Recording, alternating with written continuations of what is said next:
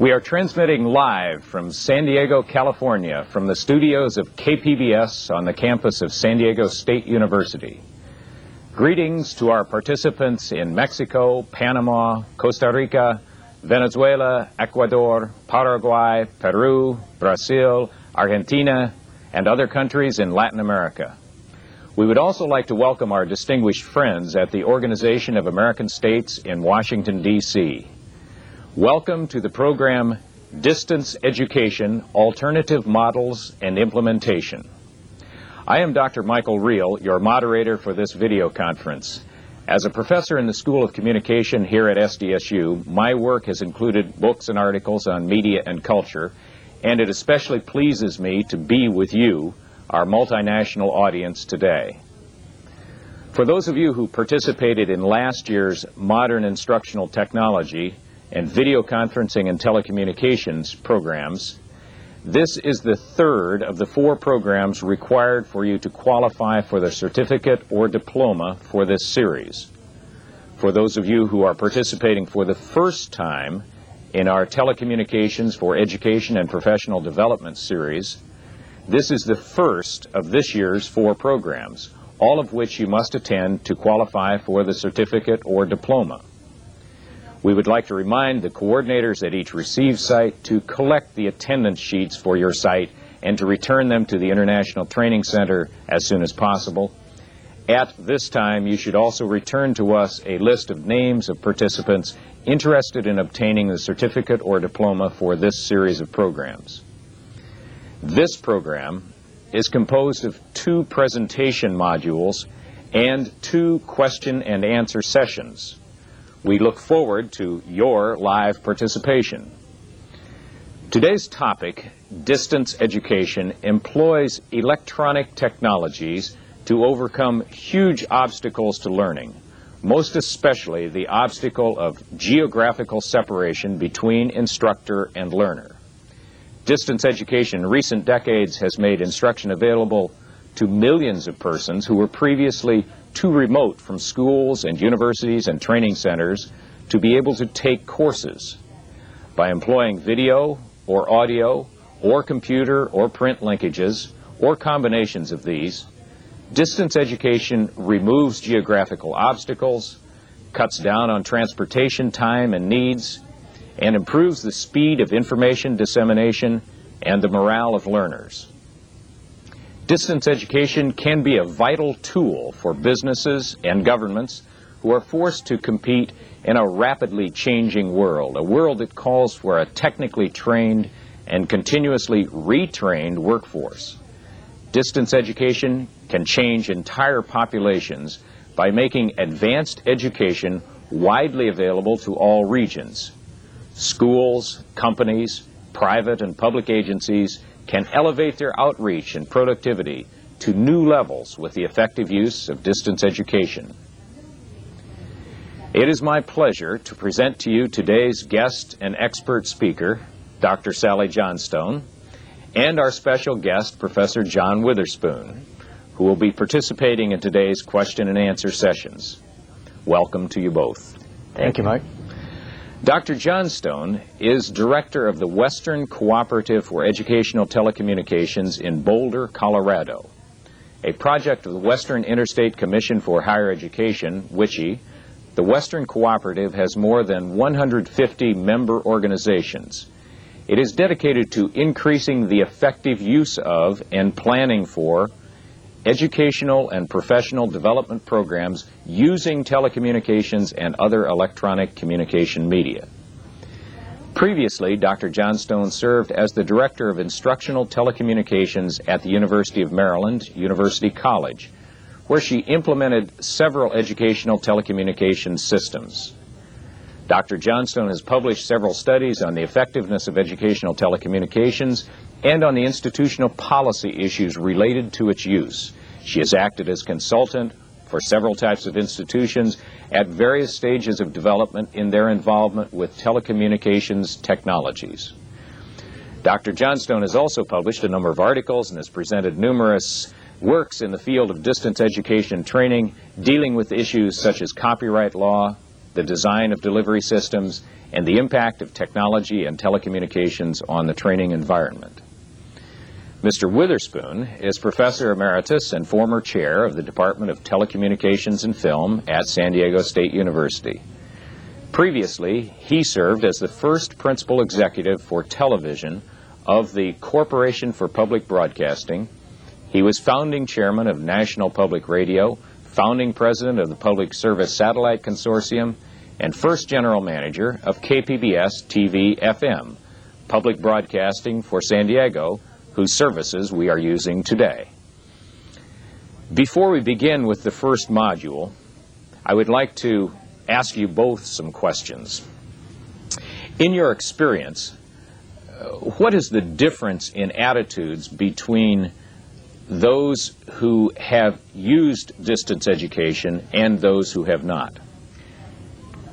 Michael, I think the big difference that comes into play is people who have never used this kind of technology or any of these technologies are a little resistant to trying them out. Frequently, they don't really have a sense of what it means to change what they're doing now and begin to use these new electronic tools. Once they get into it, however, I think they find that they enjoy it. The mystery is taken out of it, and it's nowhere near as complex as they anticipate that it may be. That's right. One of the things that's part of human nature, of course, is that we're all more comfortable with things we know about than things we're not. Fortunately, in this situation, it doesn't take very much to become acquainted, and everybody becomes a professional very quickly. Well, let me ask, do the costs and the exotic technologies involved make it prohibitively difficult and unrealistic for most of us to use distance education? I certainly would not say so, because one has to consider the alternatives. Often we're trying to reach people who might not be reachable any other way. And so it's important to recognize that we need to make a match between what the requirement is, what the job is, and what we have to work with. And once that is accomplished, things become more realistic than we might have imagined.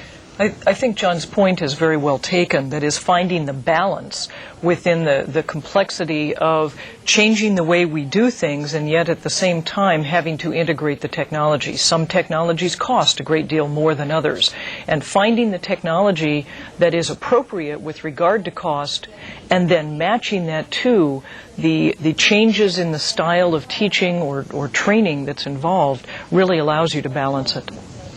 One more preliminary question. Does the loss of face-to-face interaction with students mean that distance education becomes superficial and less effective? Mike, I get a chance to say something about this a little later, but I think it's really appropriate right now that we turn to John here, who has had the opportunity over an extended period of time of dealing with students who he only sees, if you will, through these electronic means. One of the interesting things about using distance education is that, in fact, the level of interaction can be very high. In a course that I did some years ago, which focused heavily on the use of computer communication, one of the things that the students found was that they had more interaction with me and got more personal attention from me than if I had been there in a conventional lecture situation face-to-face. And that's not an untypical situation. Thank you very much, Dr. Johnstone, Professor Witherspoon. In that regard, we know that experienced professionals have seen distance education used effectively for many different kinds of applications with different budgets and different needs. So we're asking, what are the options available to an organization that is committing itself to distance education? What technology is available? What training is necessary for instructors? What support do students need to make distance education satisfying for them? How effective are different modes of distance education? And what are the pitfalls and victories that await in the experience of distance education? Distance education may be large-scale. It may enable a major corporation to regularly upgrade professional training, information, and morale throughout an entire country or international region. But distance education can also be small-scale and targeted. It may allow a rural community to interconnect learners through phone lines and personal computers. It is not so much that we have distance education and we have to find ways to use it, like a child with a hammer for whom everything becomes a nail. It is rather that geographically separate learners have needs, and distance education can meet those needs in timely, cost-effective, and humanly satisfying ways. We will now turn to our experts to see how this can be done. Let us begin with Module 1, where Dr. Johnstone explains the basics of distance education or training.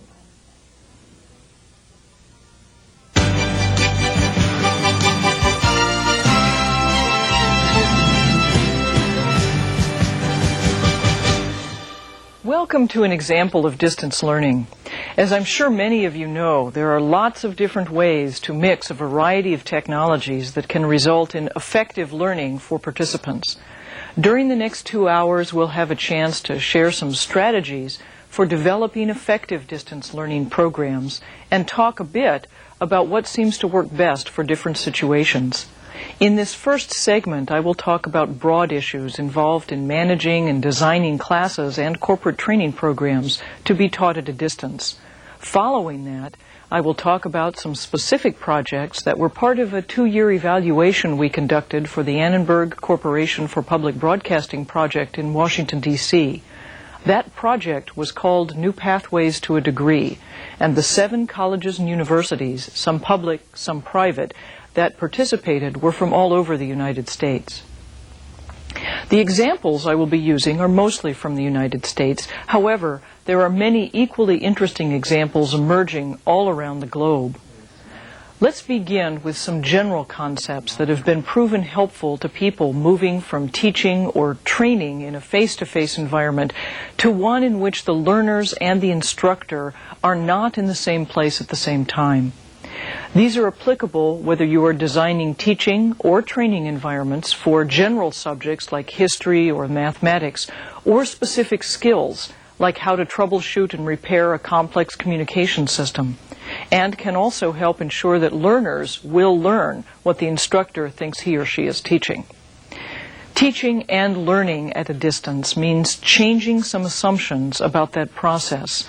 It means defining a new relationship between the instructor and the learner. Let me use our current video link with the audio talkback as an example. As the learners, you can see and hear me, but I cannot see you. In a few minutes, I'll be able to hear you, if you choose to call in a question or comment. But right now, I have no information that lets me know you're really out there watching, listening, or more critically, paying attention. I cannot use the normal cues I would in a face-to-face lecture to know that you are understanding what I'm saying. That is, the bright, attentive eyes looking in my direction, the no yawning and the like. That luxury is missing, but in trade, I get the chance to share information with you regardless of where you are right now. For your part as the learner, there is no speaker physically present with you that encourages you to politely look like you're paying attention or to discourage you from making a comment to your colleagues while I'm talking. You also cannot assume that just looking puzzled will elicit a response from me. The usual social pressures and cues that most of us rely on are just not there. This means that the learner must take greater responsibility for his or her learning. The learner must be more assertive in requesting assistance than in a face-to-face classroom setting. You cannot be passive and get what you need to understand the instructor or the material. It also means that the design of the distance learning system, both technical and administrative, must make it possible for learners to be able to send messages back to the instructor side of the relationship. This need not mean real-time interaction, but some form of return communication can be critical for many learners.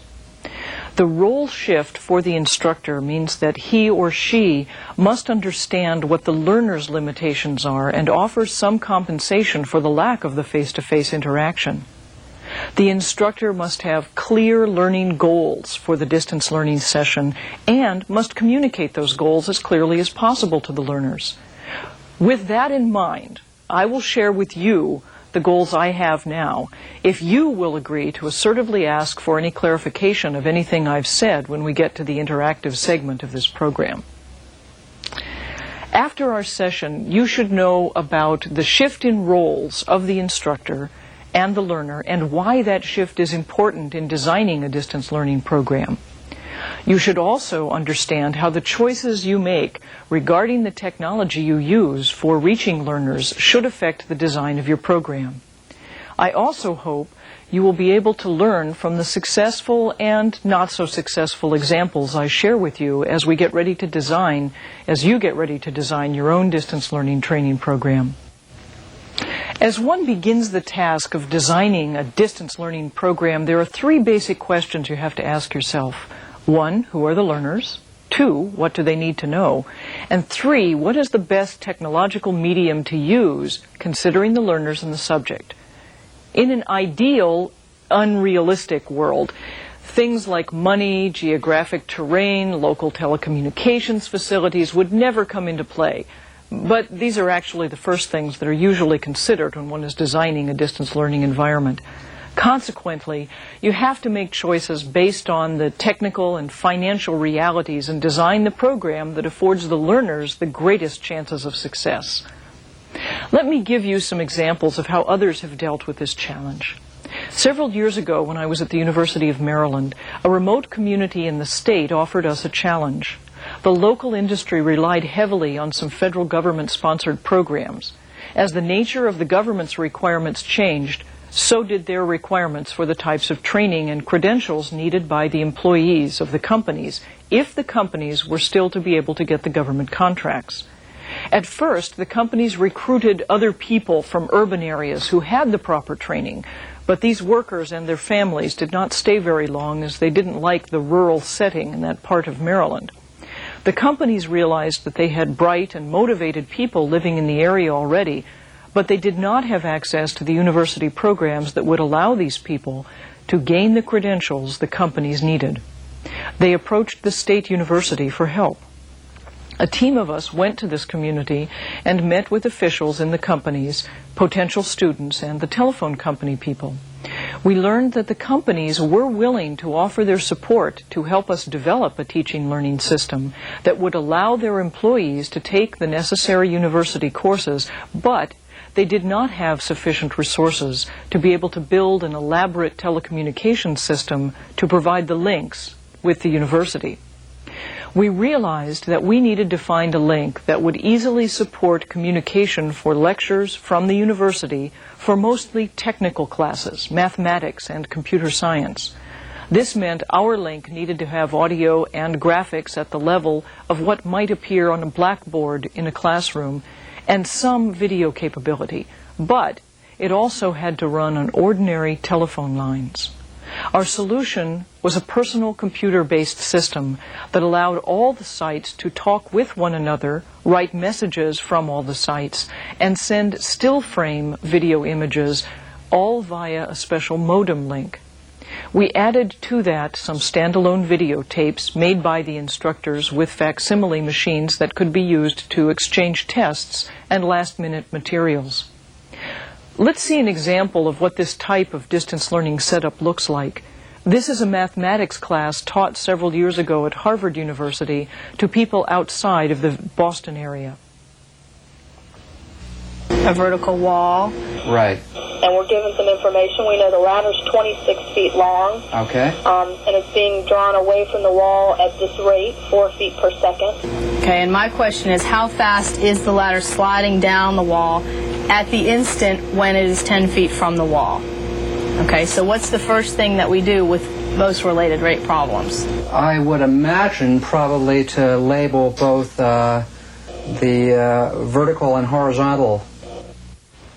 You probably noticed that the distance learning setup allowed for a very interactive discussion-style session.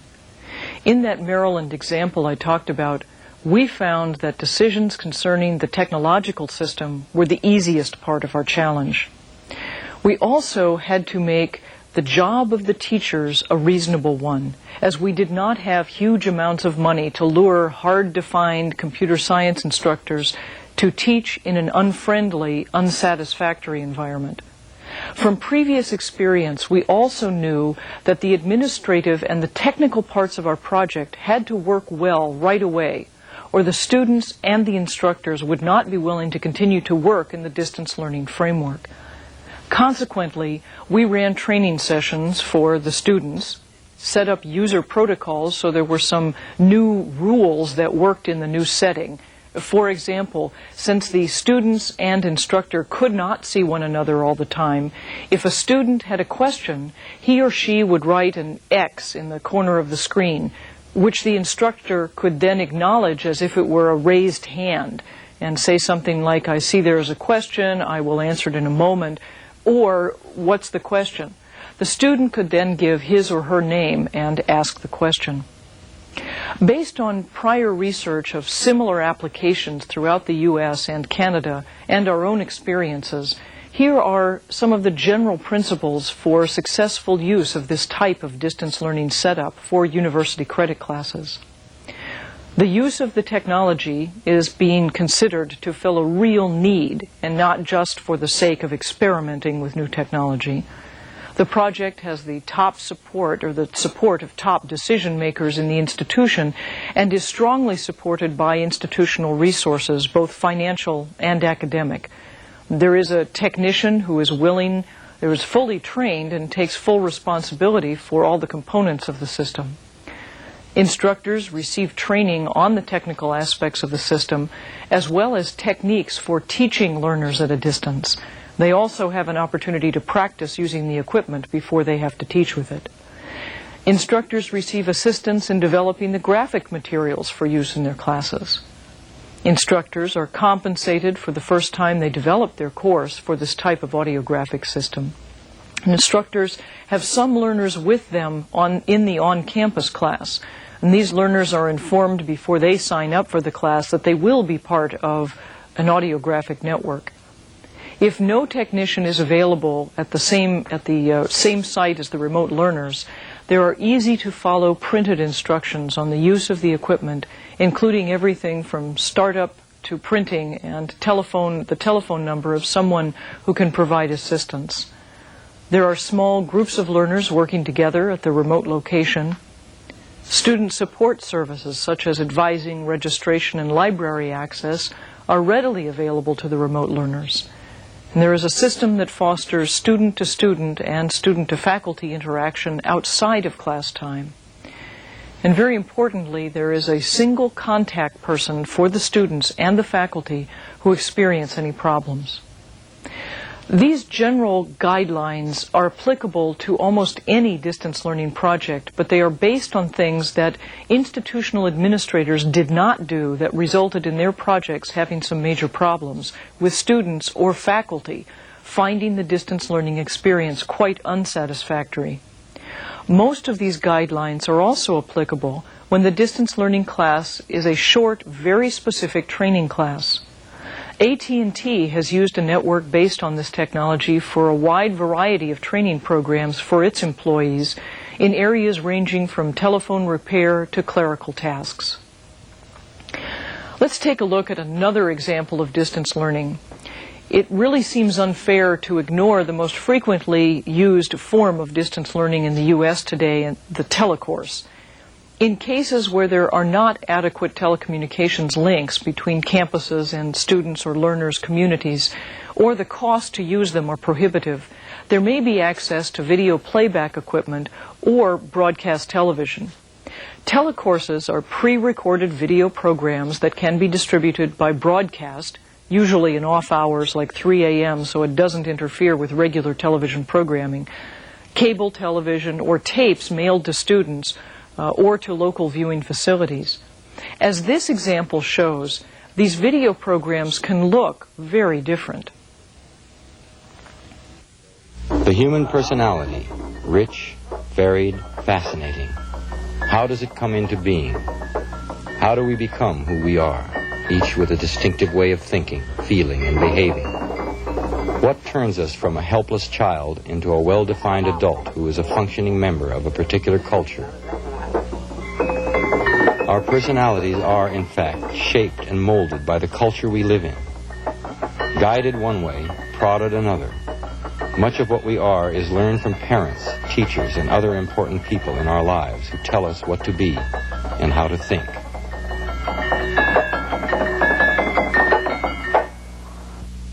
Is gender genetically based?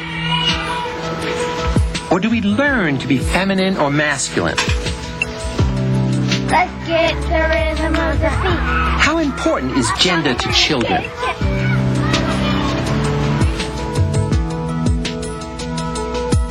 What sexual stereotypes does our culture create? In the vast reaches of space, there are perhaps 100 billion galaxies. Within the spiral arms of our own Milky Way, 400 billion stars. Spinning round our sun are hard and frozen planets, whirls of swirling poisonous gas, and worlds whose rocky surfaces are barren and dead. Life becomes possible with precious liquid water, and it is abundant on just one planet, the blue planet called Earth. As you can see, these telecourses can be highly produced programs, but they may also be recorded class lectures that can be condensed information and allow students to see things that might only be talked about in a classroom, like a simulation of erosion effects of the wind on agricultural areas, or a famous theatrical performance. When used effectively, these video programs are combined with well-developed course syllabi that allow students to integrate the video into the whole course package, which might include books or other readings, papers they write, tests, and can also include components that use lower-cost telecommunication links like computers. Here's an example of a class being developed that may include some standalone video, but uses computer conferencing over the internet to link the students and the faculty. Steve Tilson and his colleagues at Front Range Community College in Colorado put this together for us. Colorado's Front Range Community College has recently begun a program of developing and offering courses via electronic mail on the internet. This program allows Front Range to reach out to the growing numbers of students who need education and training, but who cannot attend regular classes on a campus. More and more of these students do have access to personal computers and modems and are becoming familiar with communication in this format. The increasing availability of the medium, which uses standard telephone lines for transmission, makes it quite feasible for students to take classes at home or at their workplace and on their own schedule. This flexibility has a special significance for Colorado, which has large rural areas remote from college campuses, but it also means that students from all over the world can take Front Range classes. Adapting classes for this new format is a complex process. Here, faculty and staff members are meeting with Dr. Ellen Wagner, a consultant in instructional design for distance delivery, on how to structure the course content to take advantage of strengths and limitations of computer-based communications. If they have access to all the information and you help them pace themselves in terms of getting through that information, and can also augment that with additional information or insights or analyses yourself, you're not going to be locked into having to structure the content in that recitation model because they've got everything there. What you're doing is just giving them a different level of pacing. This kind of communication requires not only that the instructor change the way he or she organizes the material to be delivered, but also that they reorient the way in which they relate to students. The instructor must become a guide who helps the student to understand material, rather than the sole source of that material. Computer-based communication is inherently one-on-one, and creates a more conversational, egalitarian relationship between student and instructor than has been traditional in the classroom. Students who enroll in Front Range online courses receive a package of materials in addition to the information they get on their computer. Textbooks and other print materials are an important component of the course, and instructors find that they must also accompany the text with much more detailed and extensive syllabi, schedules, and outline and review material than is typical in a traditional class.